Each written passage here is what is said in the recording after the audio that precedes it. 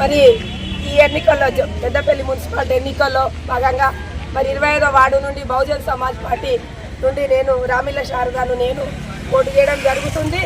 మరి నాపై అభ్యర్థులు మరి కాంగ్రెస్ నుండి మరి అలాగే బీఆర్ఎస్ నుండి మరి ఇతర పార్టీ నుండి కూడా పోటీ చేయడం జరుగుతుంది. 25వ వార్డు ప్రజలకు ఒకటే చెప్తున్నా, అయ్యా మీరు ఓటు వేయాలనుకుంటే ఫస్ట్ మీరు ఒకటి ఆలోచించాల్సిన అవసరం ఎంతైంది.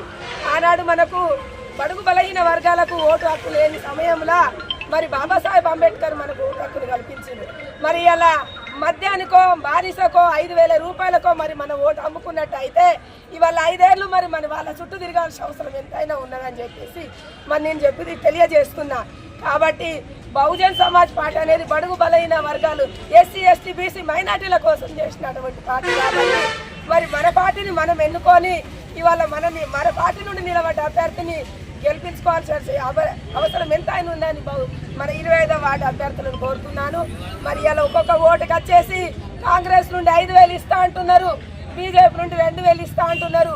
మీరు మీ అమూల్యమైన ఓటుని అమ్ముడు పోకుండా సక్రమైన న్యాయ నిర్ణేతగా సరైన వ్యక్తికి ఓటేసి గెలిపించాలని చెప్పేసి మరి మీరు నిర్ణయం చేసుకొని ఏ వ్యక్తి అయితే మనకు పనిచేస్తాడు, ఏ వ్యక్తి మన కోసం కొట్లాడతారు అనే చెప్పి ఆలోచన చేసి మీరు ఓటు వేయవలసిందిగా కోరుతూ మరి ఈ అవకాశం ఇచ్చిన నా అందరికీ జై భీమ్.